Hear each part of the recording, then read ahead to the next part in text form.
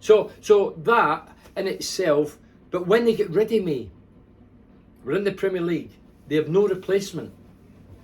They've got John Henry, who's my pal, great winger, and he scored goals up there, but he still wasn't a centre forward by trade. Yeah. His goal record in his career was it because he played in the wing. But they get rid of me, brought Henry up there, and Moke on him, but inevitably they came down. But the top boys must have all sanctioned it. But I had Lenny Lawrence in here, and we'll come to that, and he tells, because I asked him that question as to why you get rid of me, and was it me, or was it a player, was it me as my style, I try to control what I was thinking, and no doubt you'll ask me that later, and I'll talk about that. Or do you want me to say it now? Say it now. Okay, I'd Lenny in here. I hadn't spoken to Lenny for 20 odd years. Pally and Mugger, Tony Mowbray, they see him in Yarm once a week, have a coffee, a chat. And I says to Pally this day, I says, because it's gone now. I'm one of them, I clean the decks, it's gone. I says, ask Lenny would he do a podcast with me. So Pally phoned me a couple of days later and he said, I've asked Lenny. He says, I went, my mate would like to interview you for a podcast. And Lenny said, who's your mate? Pally was scared to say it right, it was me. So Lenny went, who is it? And he says, Bernie. He went, yeah, I'll do that. So anyway, I'm in here with him, doing the interview. We didn't go through any of the questions like I've done with you. I said, do you want to go through the questions? I'm not there to stitch him up or make him feel. I said, obviously I'll be asking questions with him. He says, fine. So I came to the bit, I says, come on then Lenny, must ask you about my own career. You get rid of me. I says, was it the confrontational bit about me? Was it you just didn't like me as a player, didn't like me as a person? And his answer, he'd already told Mugger and Pally off record. So this is him going to be recorded now. Yeah. And he says, and I knew this at the time, but if I'd have said no to believe me, he went, well, I'd been in the game 30 odd years. He says, I took pride in my man management style. He says, and I'll be honest, I failed with you. And I knew that at the time. I knew that. I'm thinking, if he could get me in his side, stroke my ego a bit, get in with me, I would have scored another, I would have definitely scored over 150 goals for Middlesbrough. I finished in 147, I've definitely scored more in the Premier if he would have got my side, but he never, and he just looked at me as a problem. And we all live and learn. I mean, I know that from my own experiences managing teams that it can go brilliantly, and you get a change, and it all falls apart. You know, and people change as well, and you've just got to. Of course you do, And you've got to pamper egos, and you've got to appreciate the differences in people and work with that. So it took him 20 years to recognise, or probably not 20 years, but he at least recognised that you were a challenge to his style of man management, but it created a problem for him. But in 30 years, surely he must have came across a character like me. No, I don't drink, I don't smoke, I don't gamble, I don't take drugs, and I don't want to fight anybody. It comes out in the man management. But Lenny did say he takes pride. He took pride in his man management. He did fail with me, and I accept that. So that because I thought that at the time, but I couldn't say it vocally because nobody would believe me. So probably you were robbed of potential spending more time with Middlesbrough and scoring more goals if you were handled properly. Without a doubt. So does that still hurt? The way my career finished, yes. Yeah. So when I see players coming and going flittingly every year or two, I think, yeah, I agree with you. Because I was loyal and successful, still banging in the goal, still as fit as anybody, and they get rid of me. So, yeah, if they can do it to me, they'll do it to anybody. Okay. I was treated like a leper sometimes. I was training with my boot boys. They used to take me out the first team and say you're training with the boot boys, and I'd scored over 100 goals. I think by anybody's imagination, that's not cool. Exactly. However, on the flip side, have you ever in your quiet moments reflected on, I could have handled that better, I could have held back a bit, I could have chosen my battles, maybe I don't, because there's something about with opinions and taking a certain position, it can be self-destruction as well,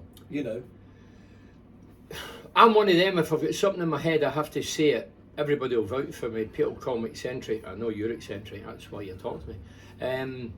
I have to say it. I cannot go to bed in the night and lay in the pillow thinking I've kidded somebody, I've not got it off my chest, or I've not said something. I'm one of them, I have to settle and be happy in my mind that, hey, if somebody's mistreated me or done me wrong, I'm going to tell them, no matter if you're a king or a pauper, they're getting it, and that's the way I am. I mean, I'm no psychologist, psychiatrist or whatever, but there's obviously That's why I was here. You're quite sensitive. I mean, it seems like if you approach you in a way that you interpret it as you're not respecting me, or I don't like the cut of your jib, or I don't like your style, I'm going to react to that. Whereas maybe it's not having stepping back a little bit and weighing it up, and then come in at the right moment. I mean, it goes for all of us. We all have the buttons pushed in the wrong way, but sometimes maybe experience tells you to. I'll leave this one for a moment. I'm experienced now, but I mean, I'm going to say it, bollocks it.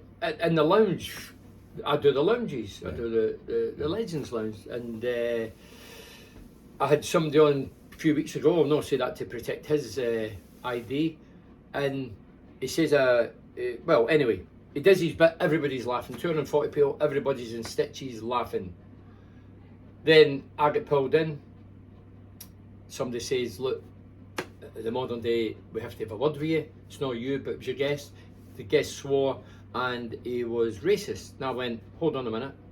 I says, he swore in a Legends Lounge that's full of drinkers, free drink, who's all pissed anyway, and they come from Middlesbrough. I'm sure they've heard more than swear words. I says, regarding racism, it was taking the Jeffrey out of Middlesbrough people, how we talk. It wasn't racist. It was racist. I'd have nipped to the butt. It was nothing racist. So what she was hearing off 2 people out of 220 people was outrageous. So I went on the mic the other week, and I said my bit about the football, and I says, listen, I bring guests, because it's hard now, we used to get 4 tickets, we only get 2, and I bring, say a guest, it was you. I said, I bring guests for your entertainment. I says, and people's gone behind my back. The authorities, rather than come to me, if I've offended you, pull me and I'll say my bit, or say my guests offended you. I said, but I'll tell you what, if I get done again, I ain't bringing guests. I'll come them on. I had to say it. Yeah. I'm told not to say it, but I had to say it, because I can't let people get away with this PC bullshit. He swore, admittedly he did. Racist, he wasn't racist. And why would you bring a kid in for a game, a lounge, that's got 240 people and the majority are pissed, and free drink, and they're paying a lot of money for it. They're entitled to do that. I'm a non-drinker, but they're entitled to do that. And this room is the one that I love, because it's the one where you're carefree and you can say your bit and everybody laughs and you get on with it and there's nobody offended. But it's so hard to think it was Boxing Day. So you might get a couple of people who's not usually in there. Well, I would advise them stay away. If you're easily offended, don't go. Chubby Brown, I know Chubby, he's not racist. I've interviewed Chubby for podcasts. First time I've done Chubby, within 2 days somebody got in touch privately. Bernie, I can't believe you're giving a racist a platform. Chubby's not racist. Was John Wayne, did he shoot people? Mind the cowboy? Did he go about shooting people? He used a gun on telly. Yeah. Come on. Life's fragile, people are fragile. It's how you portray it and perceive it. I might say 100 things. One might trigger you and think, that's a wee bit out of sync. The other 99 you laugh at. We only need one half-wit to say that's offensive.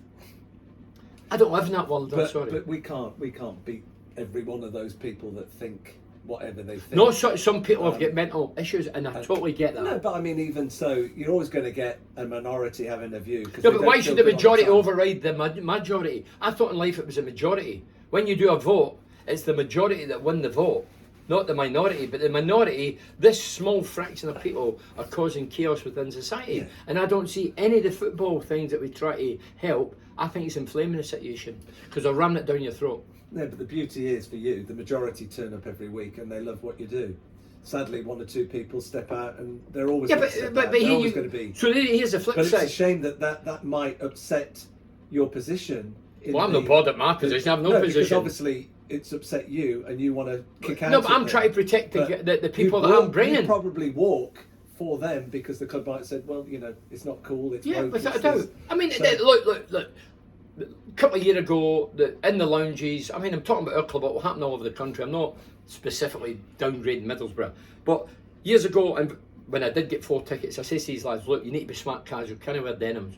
They turn up in the night, they fucking look like status quo. They're all dressed in denim, long hair. I thought, fuck, right, perfect. I says, lads. So anyway, we go to the door where the commissioner is, and they look at, the lady looks at the lads, and the lady's a nice lady, and she looked, she went, can I get in? I went, what are you on about? I played dumb card. well, look at the attire. And I went, but it's only a lounge. No. Anyway, I said, well, I'll tell you what. And I was being serious. If they don't get in, I ain't coming in. And I would have stuck to that, principally. And then I look at, fast forward a few years, you can dress up, you can be a man with a beard, dress up as a woman in high heels, false tits, and you get in. And nobody questions you. Come on, what's up with this world? Oh, it's bonkers. This world is bonkers. But I know, but you're fighting, and I'm not saying it's No, wrong. I know. I'm just saying you're fighting a tide that's always going to push up the beach. Yeah, but You I'm know what I happy mean? can do it. I'm happy And doing that's it. fine. I've fought through my life. This is nothing. So on that What? point, Listen, animals. I go back to animals. Slaughtered every day. Nobody gives a shit. But if I say one word out of sight to you, you're offended. And these animals are getting slaughtered every day. Nobody gives a shit. I don't get that. And one word offends you. One word. Well, you know, I don't eat meat. I do. So, well, yeah, I know. But I'm not talking about you, but I'm just saying. And if you eat meat, good on you. Get on with it. It's your life. I'm not here to persuade or dissuade. But what I'm saying is, that is a bigger issue for me than a word. You can call me, I've been called a pape, a tarrier, a fenian, a cunt, whatever you want. I've been called it all. I'm offended. No, I don't care. But Call me there are what you things like. that you are passionate about. I'm passionate and about you stand everything. up for. Without a doubt. But I seem to, I don't know where I read this, but maybe it's in an autobiography, maybe it's in a press statement, whatever. Something about you never change your opinions. That might be unfair to say, but has there been a time on something where you have changed your mind? Yes. What? I fell with a close friend of mine now for 3 years. It was over a tweet. It was over something he says about religion, and I never spoke to the guy for 3 years. And then this guy took a bad do. I don't want to name him because he's my mate. He's my mate now. No, so I'd fell out with this guy for 3 years, and I went to do hospital radio in Middlesbrough, and I heard this guy was in the hospital, and I thought, come on, you're bigger than that. You need to go and see this guy. Don't forget, I've not spoken to him for 3 years. And when I walked in, his look was, can't believe he's in to see me. And he tells me that.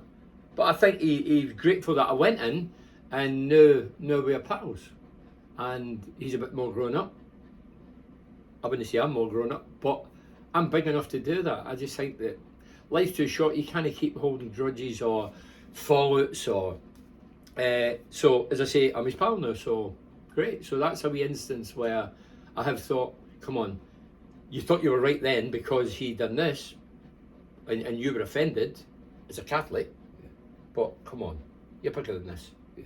A few years have moved on, life's more important than anything, and that's the way we look at it in both is. Yeah, and I mean, we're the same age. We live and learn, don't we? The person of 20... By a good shape to look well does great. I will get you my shoulder in a minute, don't worry about that. But, yeah, so just going back to that point about leaving Middlesbrough under a cloud, going to Port Vale, robbed potentially of more goals for future, Middlesbrough, more goals for Middlesbrough.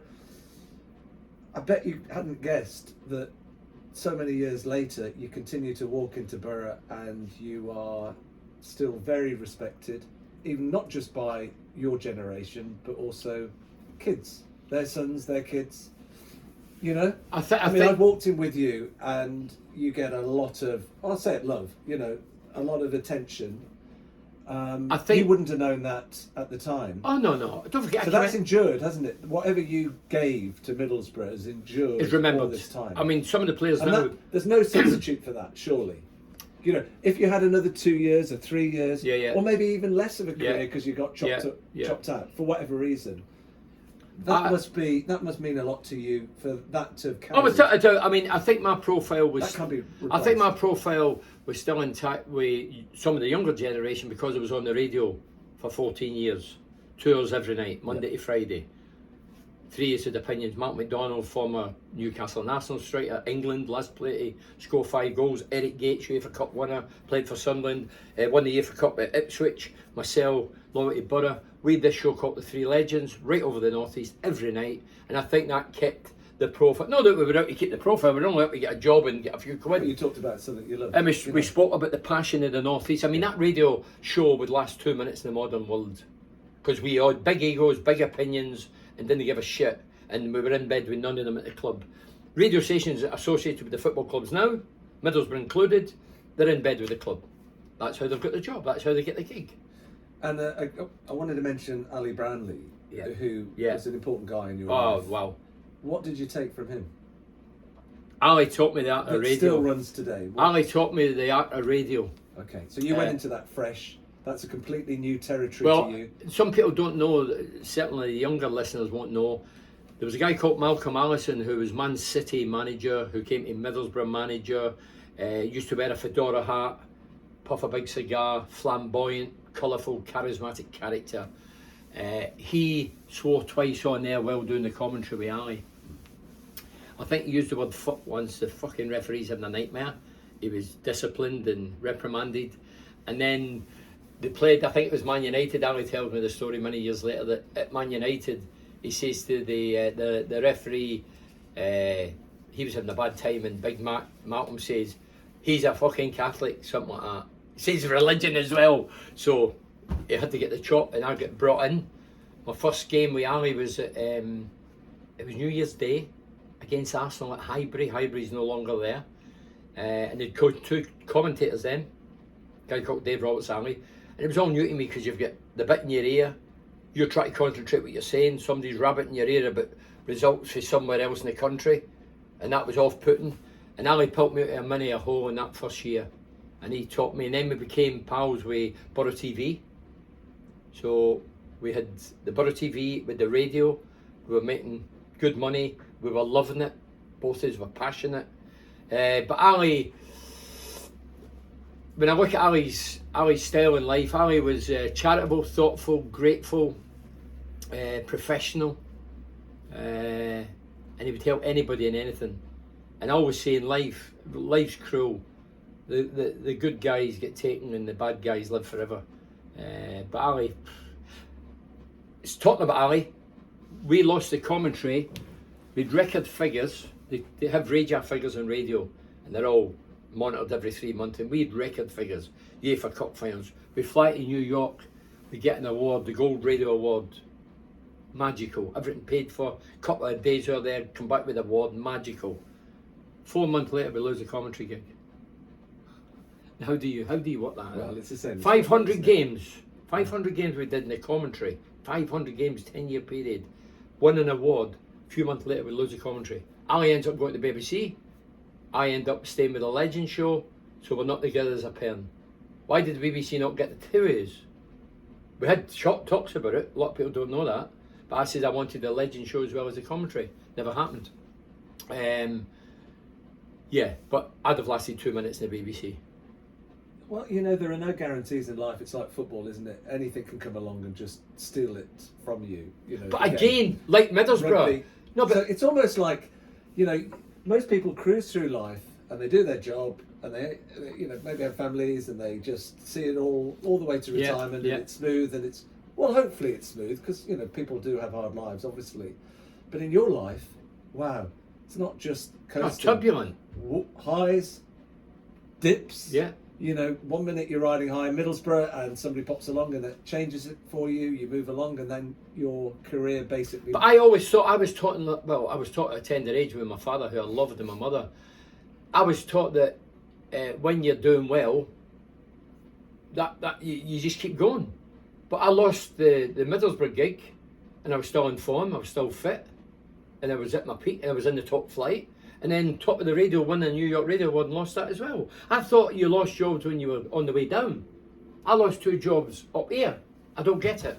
But it's funny in your case. I do get it, because there's politics involved. One door shuts, another one opens for some reason. But that I think there's an entrepreneurial streak that you have that always says, all right, okay, I can get through this, and sure as damn it, it's hard at the time. Yeah. But you move into something else. I'm thinking about the acting. Opportunities arise. Yes. I'm not saying that was the next biggest thing to fill a void. Do you know I've signed up again? Anyway, I know you signed up again. It's a joke. No, but it's true. It's almost like you've become so resilient and been able to survive very hard knocks that you've been able to move on to the next thing. But is that not what makes you? At 60, you're still in the game, really, aren't you? Yes, I do the lounges, I do Facebook Live, I do podcasts. Everything's geared around, And there've been some real upsets along the way that, okay, I'm sure they're still in there somewhere, but you've had to get over it and move on. Oh yeah, no. The thing is, I always move on. Yeah. I'll go over it for a while, and then I go fuck it and move on. Yeah, without a doubt. Yeah, you have to. But I've spoken to young kids who've been released from Middlesbrough over the years.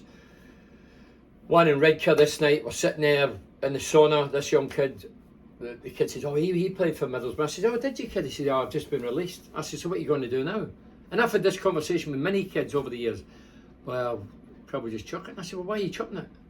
I says, "Listen, kid, you either do that, you get your sleeves up, and you go and fight for it, or you will and you disappear into oblivion." I says, "It's one guy's opinion. This one guy doesn't mean he's right. I was released. I told you the story going in front of the guys. I thought, fuck, you don't know how good I am. You don't know nothing about football." I says, "It's one guy's opinion." And some people out there don't like characters. And that's one of the reasons. No, your footballing ability. Happened at Middlesbrough. A lad called Charlie Agadis. Very skillful lad. Character. Jack the lad. Loved a laugh. Confident. The authorities didn't like him. Coaches never liked him because he was that. He get released. I remember getting put in when I was at Middlesbrough with a coach. And he says, Tony Mowbray's to come with the captain. And I go in, and I swear to God, this is what he says. I'm not going to say who it is because he's no longer here. He says, "You're laughing too much at training." I says, "Laughing too much? I'm at the front of the queue every run we go, and what are you on about? But you're laughing too much." I said, "Well, is that not healthy?" So I was getting dug up for laughing. So being a character, laughing, and being a personality, a lot of people don't want that. And I don't get that. I don't get that. Yeah, but going through a career of football, enjoying the successes, lots of knocks, but still being able to push through life and keep it going. That's not going to be easy for lots of people that have come through that process of the game, and then the door opens. Here's outside the stadium. What do I do? I'm not equipped. That's right. I can't cope. Well, I'm lost in the glory of the past. I can't cope with the uncertainty of the future. And that's life, isn't it? That is life. But do you think footballers are mollycoddled to a point where they footballers are institutionalised? Like I was in the Navy, a lot of people institutionalised. As soon as you go past the gate, you can't adapt to life you can't outside. adapt. Yeah, but I think the modern players totally different now because they are loaded. They walk out and just float about the Mediterranean in a yacht. At the peak, yeah, but maybe there's still that middle ground. Yeah, in the lower leagues without a doubt. But if a son belongs on 35 grand a week at Middlesbrough, he's not going to be struggling, is he? Yeah. No, I think the modern player in the top two flights will be floating about Mediterranean, puffing cigars, houses all over the globe. That's their life. So where does the skill to adapt come, or where do the middle? Well, I think you know that not only is the game fraught with risks, you've introduced them along the way by saying, "I don't like that, therefore I'm off." You could say that. So you know that you might have to throw it all away because you didn't like what somebody said, and I'm off. Yeah. So there's a huge risk in that. So you're quite a risk taker in some ways. Why? But I don't gamble. I know. But I know. But you are capable of taking on bigger risks than most people would in an ordinary life. Where's that strength? I don't know. I think it comes from my mother. Yeah. It's that opinion. It's that strong within that I'm not going to tolerate bullshit or spin or propaganda. I'm going to fight for what I believe is right. I might not be right, but in my head I'm right. And I think I'm a level-headed guy. I'm no. My late father taught me many years ago. He called me Bernard. Bernard, you come into the world with nothing, you go out with nothing. You're not better than anybody. Nobody's better than you. And I go through my life like that. I'll talk to anybody, sympathise with anybody, help anybody, because I'm not better than anybody. We'll come in with nothing, go out with nothing. And if everybody took that scope in life and don't get too entwined in a fame and fortune or wealth or whatever, it'd be a better world. But obviously, I'm not here to preach. I'm only saying what my late father told me, and that's what I believe. So when have you struggled to get past something? I'd about and what helped? I'd about a depression. Sure. Many years ago. Don't even know how many years ago. It was a right few years ago. I put it in a book to try and help people, and I was going through a divorce. I was struggling financially. Everything just got on top of me, and I was dealing with it. I was dealing with everything, and then all of a sudden, I came down like a pack of cards. Couldn't get out of bed in the morning. Wasn't jogging. Wasn't playing music. And my now wife, she was dragging me out of bed literally. I couldn't eat. I was sweating. I felt sick. And this went on for about a good month. And then I went to see the doctor and I ticked every box except from suicide. That was the one that I didn't tick. And that's obviously the most important one. There's nothing to say that maybe if Claire wasn't there. If Claire wasn't there, well, it never entered my mind. That, No, I know, but my there's nothing to say that you never would have anticipated going that low in life. No. But you did. Yeah. And Yeah. you needed help. Yeah, so when people out there talk about, I hear it now, and men are more forthcoming now when they're talking about mental health, and that's a great thing. But it's not, people get this thing, it's about if people are wealthy and millionaires don't get, of course they do. It's nothing to do with that. It's the chemicals in your brain are all over the shop. As I say, I wasn't training, wasn't listening to music, wasn't eating, could hardly get out of bed, and it wasn't me. And by the way, when it happened to me, I was still doing the Legend show. So Claire had to drive because I couldn't even drive, I couldn't focus. And I used to go out there and it was just, I'm just trying to help people. And I used to have this screen where I would go in and I was an act for 2 hours. Because I had in my head, this is my job, I get paid. I'm not here to tell them my troubles because these people want lifted and a bit of fun. 2 hours an act, back in the car, gone. Yeah. And that happened for over a month and then I started addressing it. But it took me a couple of months to get back into sync and jogging and music. So, as I say, I've had it in books. Anybody that's read books would see that, but I'm telling you now visually and vocally because I think it's important for people to talk. And it's not about what you've got or what you've not got. It's just something that happens and it's a bad thing. And life is fragile, isn't it? So Without a doubt. if the Legend Lounge was taken away from you, or some of the things that you enjoy doing were taken away from you, would there be No. what? No. Well, would it affect me? Yeah, I guess so. Would you go that low again? Do you think? No, nothing to do with that. I think all the other things, there was more than one. There was about No, I appreciate 3, that. 4 or 5 things getting to talk to me, loads of things. And that's the reason that seemingly all went to pot. No, losing jobs now, come on. I lost the Legend show. I lost my Middlesbrough career when I was at top of my game. So losing a Legends Lounge or this or, no. And don't forget, a wee bit older, I'm a wee bit wiser. I would say I've still got the fire in the belly. I'm still as confrontational as ever if I need be. But It's funny. I don't need jobs. Over the years, you need jobs, you need money, you need this. I'm not saying I'm rich, but I'm happy with my own life. I'm not chasing my tail. The word I use now in my domestic life and my professional life is I'm content. It took me a long time to get there, but I'm not chasing my tail and I'm cool, I'm happy. I just want people to try and treat me right. No try and undercut me, no try and diddle me, no try and mess me about. Just be nice and I'll be nice and that's it. We all got unhappy, but unfortunately life, people's not like that. It's funny, isn't it, when you go from the euphoria of, I don't know, tens of thousands of fans cheering you on, especially when you score a goal and going mad, and then trying to replace that, maybe that feeling elsewhere in life. I mean, you go from that to contentment, which is great. Yeah. It's a great outcome, but along the way, that must play a lot of hardship with the system. You know, going from euphoria, it must be hard to try. Do you want to replicate that, or is that just exclusive to the football ground and then that's it? Yeah, I think it's exclusive. When I finished my career, as I say, my opinion was fortunate I got a job in radio, or I might have took the wrong path and thought, what's this all about? And I know some of my mates have. Do you think some people find it hard to replace that buzz? Yeah, I do. Try and seek it through. I think Paul Gascoigne is one of them. Paul Yeah. Gascoigne, I know Gaza, I'm not his pal, but I know Gaza, I've spoke to Gaza, I've interviewed Gaza, and Gaza was always one of those that was always going to have trouble and problems when he finished the game, because he loved it, he was so passionate, hyper, and you can see the way his life sort of developed over the years, and that's because of lack of in that limelight and in that bubble and all the fun with his mates.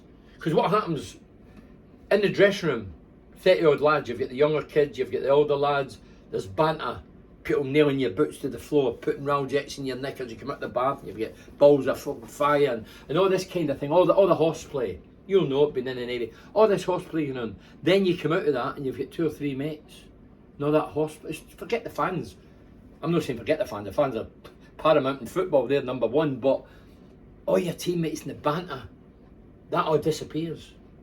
And it ain't as fun. Life's not as fun. Well, I know that feeling because obviously I went through that in the Navy. And when I think about horseplay, I think about being cheeky to somebody above me in rank. Yeah. And he put me down on the flight deck, tied me down, and painted me in green paint. Can you imagine?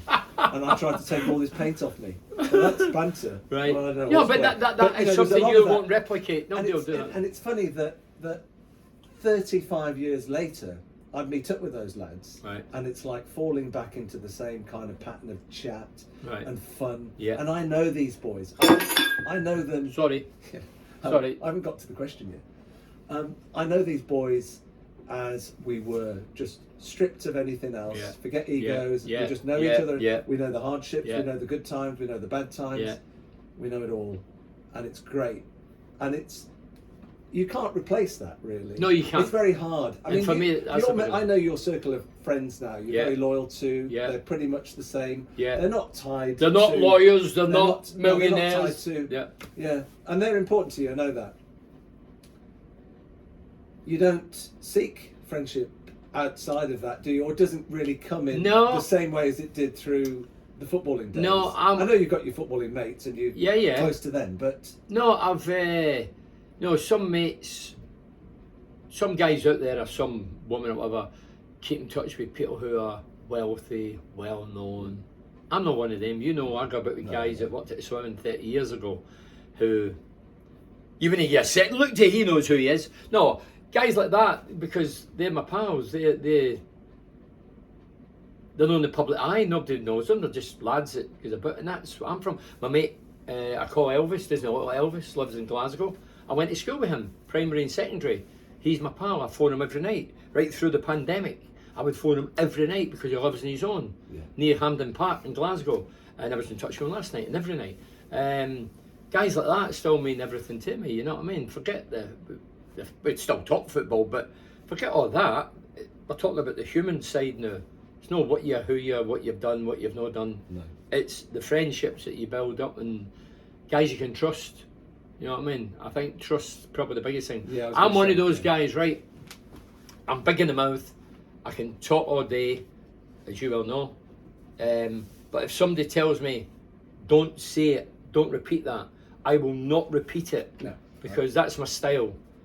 I would the jails would be full of people if I was to let everybody's secrets out, but I would never let out a secret. If somebody says don't say it, don't tell anybody, I won't say it, and I've been brought up like that to tell us don't tell secrets. Well, whatever it is, you're being consistent through your life. There's no doubt about that. I think some people stray off and behave in the way that other people expect them to behave, or they don't say what they feel passionate about, or all the rest of it. So at least you have. Yeah. Kind of slight detour here, but I remember saying to you about, imagine that in the modern game you've got the nutritionist, you've got the psychologist, you've got them all there packed around you to make you a better player, to get more out of you. Better player? Did you say better player? Well, I was going to say to squeeze more something out of them. I've not seen any evidence of that. Well, it's interesting because I said to you, if you had all of that, would it made any difference? Faster? Faster, I think. More goals? No, I don't. No. I don't believe that, no. Why? Why? Because you've either got it or you've not. Yeah. If you, like you, I've played with you in 5-a-sides. Could I make you a footballer? You don't have to mention Could I make you a footballer? No, I couldn't. That was just a bad day. That was just a bad day. I've run my own football team. No matter how much machinery and how much stuff I've got on you, I couldn't make you a footballer. You have to do something. Can you make you quicker? Slightly. You've either got pace or you've not. Yeah. I wasn't blessed with pace. Could you have made me faster? Possibly a couple of inches, but nothing like an Olympic sprinter. Never going to happen in a million years. The technology, absolute rubbish. I remember the physio put a sign up one day. your body's a temple except Bernie Slavens. Because I was eating all the junk food. God, I'm vegan now and I look after myself. But then I was eating kebabs at 3 in the morning. I wasn't drinking, but I was eating kebabs. I was eating all the crap. But I was still the fittest. Yeah. So Where did that come from then? Why were you the fittest? Because I know that if I would eat a load probably because I wasn't of drinking. stodge, I wouldn't feel like, putting it out there in the swimming pool. Well, probably because my mates were having surfing or 15 whatever. pints a day before training, so I was beating So them. it's all relative. Yeah, at the because they were time. drinking But more. in this game, would you have kept up or... Of course I would have. Yeah? Well, it's like saying the players today are quicker. Well, have you seen Malcolm McDonald on videos? He was in there was something out years ago. It wasn't It's a Knockout, wasn't it that? It was something else where there was sports people got together and they did sprints and all that. The right Malcolm could have been an Olympic sprinter. Yeah. Well, he didn't get through all that. You're either born with that pace or not. Stamina comes from, well, doing your own things. Yeah. I train myself to become fit. If I went on holiday in the summer and with 2 weeks to go, I would train while I'm abroad in the heat, train a few miles, doggies, shuttle runs. Pallister wouldn't. I trained one night at Ayerson Park with 2 days to go for official training. I was running up and down Ayerson Park on the night because the gate man had let us in, Bert. Pally sat in the grass chewing grass while I was running. He was in the same team. But when it came the pre-season, I was at the front, he was sick. And yet he made Man United. I went to Port Vale. No justice. No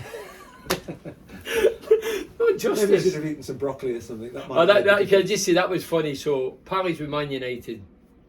He's won everything in the game, Pally. So anyway, we go to Newcastle game. We get my complimentary ticket. So I'm at Port Vale, he's at Man U, but we're both back in the North East and we go to the game. So we're watching the game. All of a sudden, 10 minutes in, every Newcastle fan run about us, hundreds of them.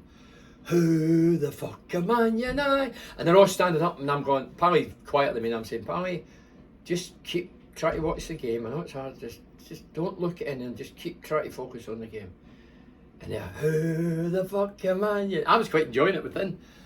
And then at the end, they all went to sit down and one guy stood up and went, and who the fuck are Port Vale? And everybody laughed. It was hilarious. But bit of banter. Yeah. I enjoyed it. And did you get that at Darlington? At Darlington, that was the swan song, wasn't it? I despised that. Yeah, I wanted back because my missus at the time was pregnant, and the first baby was on its way, and I'd still my house here, and I just wanted back here because I could have went back to Scotland to the Premier League team, and there was one or two others, but I says to John Rudge, the manager, I want to get back to. He went to Darlington, Garbage. I went, I don't really care. I just went back North East. So wrong decision professionally, but I was near the end of my career anyway. But I finished not because of my fitness levels had dropped. Well, they had because I was injured. I had a back problem. And I had to go and see a guy in specialist, and he ripped me off. And at 34 and a half? I thought I'd have lasted longer. Yeah. At 35 is usually for footballers. I know Ronaldo's a unique specimen. He's 38. He's finally. So it was going to be sailing close. Yeah.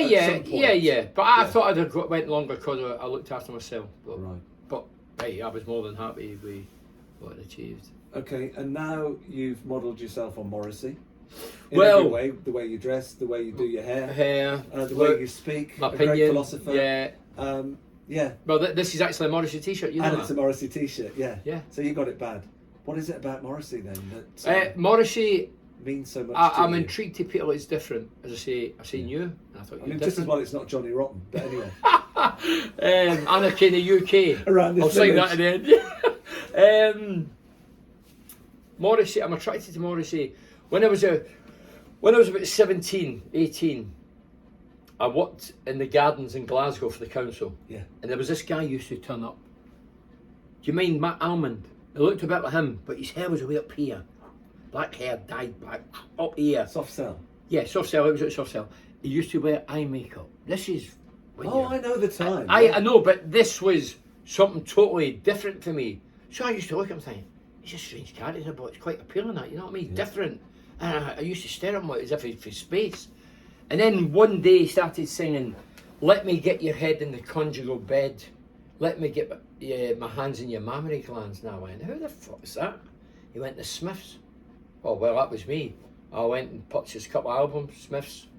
That was me into Smith's Morrissey, and it was through this guy. So the words meant something. Let me get, yeah, Could you well, relate to that? 'Cause conjure. you don't read books, do you? You No, I said to don't me, read books. No, but words do mean something to you, don't they? but I tell you what. So what is it? What is it about the language in Morrissey that makes you go, I like what I hear? Because I think it's no fantasy. It's real. What he's sung about over the years and the songs he writes about. I wrote about loving and everybody's in love and everything's great and this is a great world. Yeah. He sings the reality, and for me that's an attraction because that's what I see. And he's very opinionated, or at least he's Look, strong. He's got convictions. When my about what he mates believes in. despise Morrissey. They say he's crap, he's boring, he's downbeat. You want to hang yourself when you listen to him. Well, I don't, because I think he's very funny. But lyrically, I think he's up there with Lennon and company. I really do. Yeah. I think he's. But you asked me the question specifically about Morrissey. Well, I suppose it's the language that appeals to you. As you No, said. it's the language But also, and the there's something reality. about the individual. And the reality, that yeah. appeals to you. Talking about opinions. Morrissey been going 40 years in the business, being yourself. In the modern day, nobody does it. No. These guys like Sam Smith and Adele, they're all groomed, say this, wear that, do this, this is your lyrics. They don't write their own songs. In the main, it's people write them for them, and they're getting groomed up. Morrissey is still himself. Pure. And that's it, pure. Honest. And that's appealing. People class him as a racist. A racist. I got this, I went to New York 6-7 weeks ago. Yeah. Brooklyn. There's no white people in Brooklyn. He's got a gig in Brooklyn. If he was racist, I think Brooklyn would be the last place we'd go to. On his backdrop, he's got a black man who was a poet, an American poet. I think his name's Baldwin. Why would he have that on if he's a racist? Years ago, he wore a pin badge, whatever. I'm not into politics. And people went, he's a racist. Well, no, my world, he's not. And it's his mind to sing. So he sang about the Moors murderers. Does that mean he's a murderer? He sang about this. He sang about every topic. This is referring to the atrocities in Manchester. Teenage bonfires. I didn't realise that. Yeah, but so that's what it is. I mean, that's a pretty harsh statement, but yet it probably captures it pretty well, doesn't it? But I don't look at that because that's like what we were brought up. And that's the environment in it with the old streets and that. So he's quite a unique force, isn't he? And also, I think Oscar Wilde is somebody that you're very keen on. Oscar Wilde, well, again, Morrissey Keats, done the lines. Keats have been the grave sides in France. Why Keats, as a matter of interest? Keats, because Keats was a poet, obviously. When I started looking at bits and extracts of Oscar Wilde, because I don't read books, I only look at extracts, or my missus reads them for me. He was similar ilk. And then when I went to Rome, Keats is great, but he's got a museum there. Twice I've been. Twice it's been closed. I've never seen it yet. Over the road, Keats and all that used to go into a place called El Greco's, which is just facing the Spanish Steps. If you're ever in Rome, El Greco's, and all the philosophers used to go in there. I think Einstein as well in there. You go in, they've all got the dicky bows on. It's expensive, but it's a one-off. You're not going to go in there every day. So I was treated with that. Sitting in a place, look at Einstein, that used to sit in here. Keats and all that, having a coffee. 100 years ago. It's amazing. I'm just intrigued with things like that. No, it's very interesting. Do you know what I mean? So that's the reason I went to Oscar Wilde's grave. Because Oscar Wilde died a pauper. He did, but he was a flamboyant. Oh, he was. He was gay. He was hounded up. Honest to himself. Honest with as much as he could be at the time. So to think that because you were gay back then, you had to go to America and disappear, and everybody wanted to hang, drawn and quarter him. For being gay, what are you on about? Now we're glorifying it. I just think whatever you are, get on with it. If you're gay, get on with it. If you're this, get on with it. I'll support you all the way. You don't need to ram it down my throat. I'm cool with that. And who were the heroes of your dad at the time? If he was, let's say, similar to you in the way he viewed life, is there a similarity in terms of he held certain people in esteem? Well, obviously Bobby Murdoch, who played for Celtic, came to Middlesbrough. He used to tell me as a teenager, Bobby Murdoch, best player I've ever seen. Loved him. Got to know Bobby. I've interviewed Bobby. God rest him. Kennedy. Yeah. the one who got shot, John F. Kennedy. John F. Kennedy. Yeah. Yeah. He had a vinyl album with Kennedy on the front of it. I've never played it, but he had that, and he still got cuttings when Kennedy gets shot. Actually, swear to God, last night I was in the loft and I was looking through papers. I put one on my Twitter about Celtic won the cup in '67. He had one when he got shot. So he had that cutting. So Kennedy was certainly one of them. Yeah. And Bobby Murdoch, and I think a lot of the Republican, the Ireland stuff, he was intrigued by that as well. So he obviously believed in people that could stand up for themselves. Oh, can I just say, he always told me as a kid, the Catholics are treated like the black people. He always told me that as a boy. And remember, no Irish, no dogs, no blacks. That was the signs on the doors many years ago. My father always used to tell me that. He say the Catholics treated like the blacks. He always supported the black people, always. And I've sort of took that on board. I wouldn't have to take the knee to say I wasn't a racist. I know I'm not racist. You know what I mean? I'm into Mandela, Malcolm X, Stephen Biko, all the activists. I look at some of the stuff they used to go through. Black, because we're black, you couldn't go to a concert, couldn't go to a nightclub. You have a coffee, they come in and shoot you. What was that? Well, sadly, I've experienced apartheid as a kid in Africa. Did you? Oh, so, yeah. Yeah, but you know, you want to live in a world where it isn't a conversational piece. It is just society getting along and doing our bit exactly. as human beings. So I come from that place, definitely. Yeah. But I know that there's a lot to say and ask. But you know what? Why don't we leave it there, Bernie Slaven? I'm more than happy Professional with that. footballer and philosopher. Philosopher, that's a lovely word. What's one of them? Yeah. And what would be on your gravestone? Just to end on a complete... I met Simon Power. Well, I can't think that I would put anything other than that. Okay, thanks. So, to be clear, I'm not a footballer. I'm actually Bernie's neighbour. I've got to know him over the last couple of years as not just a footballer, but also for his personal life, and also very privileged to have been to his wedding and spent lots of times mucking about, going for walks, boxing training, and all the rest of it. And even though I don't know a lot about football, I hoped to have asked questions that just interest me as Bernie Slaven as a bloke, and a bit about his life and a bit about the highs and the lows from an ordinary point of view, not because I know everything about who scored what, who won what, who were the managers, why were they good, why were they bad. So I just wanted to know that. I put in some questions as well from colleagues who are devout Middlesbrough footballers who hold him in very high regard, and wanted to ask him some questions about specific points in his footballing career. So I've really enjoyed being able to do this, because even though you might expect a footballer to interview Bernie, and of course through his working life he has interviewed many greats like Eric. Eric! I was thinking about it's Brian Clough. Eric Brian Clough. Eric and Ernie and Barbara Streisand. Big nose. Oh no, that's somebody else. Hold on a minute. Brian Clough, Jackie Charlton, a whole host of big names in the football game. Gary Pallister, he's a good mate. So yeah, I would just want to be an ordinary bloke asking ordinary questions, and I've certainly got some great answers to those questions, and hopefully given insight to who Bernie Slaven is, not just a footballer, but possibly a philosopher. Thank you.